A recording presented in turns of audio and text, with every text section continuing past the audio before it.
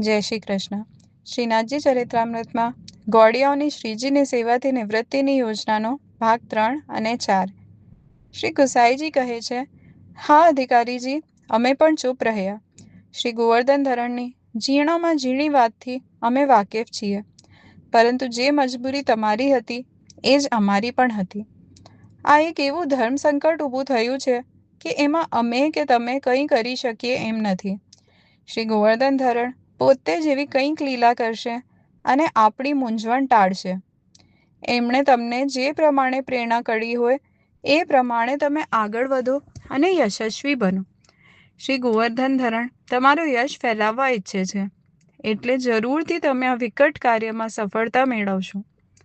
તો પછી આપ મને રાજ દરબારના કરતા હર્તાઓ પર 2 પત્રો લખી આપો, કહીને કૃષ્ણદાસે પોતાની આખી યોજના શ્રી ગુસાઈજીને સમજાવી. શ્રી ગુસાઈજીએ કૃષ્ણદાસને શ્રીનાથજીના અધિકારી હોવાની રૂએ અબાધિત સત્તા સોંપી અને રાજ દરબારના કરતા હર્તાઓ પર કૃષ્ણદાસની સત્તા અને નિર્ણયોને માન્ય રાખતા પત્રો લખી દીધા. પત્રો લઈને કૃષ્ણદાસ દરબારમાં પહોંચ્યા અને પોતાની હોશિયારીથી તથા સત્તાથી બધી પૂર્વ ભૂમિકા તૈયાર કરી દીધી. થોડા દિવસોમાં મથુરા થઈને પાછા ગોપાલપુર આવી પહોંચ્યા. ધીમે ધીમે ગુજરાતી સાંચોરા બ્રાહ્મણોને કૃષ્ણદાસ ભેગા કરવા માંડ્યા. આ તરફ વ્રજથી નીકળેલા શ્રી માધવાનંદજી દક્ષિણમાં તેલંગ દેશનો એક રાજા તેમનો શિષ્ય હતો, એને ત્યાં ગયા. પોતાના ગુરુને આટલા બધા વર્ષો પછી પધારેલા જોઈને રાજા ખુશાલ થઈ ગયો અને બહુ જ માન તથા આદર સત્કાર સાથે પોતાના ભવનમાં ઉતારો આપ્યો. શ્રી માધવાનંદજી વિરગ સંન્યાસી હતા, એટલે એમને રાજભવનમાં બહુ ન રૂચ્યું. તરત જ મૂળ મુદ્દા ઉપર આવતા એમણે રાજાને વાત કરી, હવે મેં સ્વામીપણું છોડી દીધું છે. શ્રી ગોવર્ધન ધરણની સેવામાં મારું ચિત્ત રમી રહ્યું છે.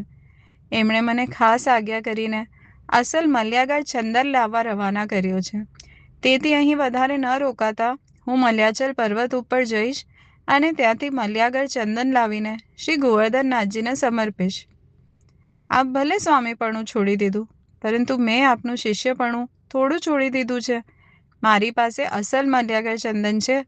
તમારે આ વૃદ્ધ અવસ્થામાં પર્વત પરના વનમાં જવાની કોઈ આવશ્યકતા નથી.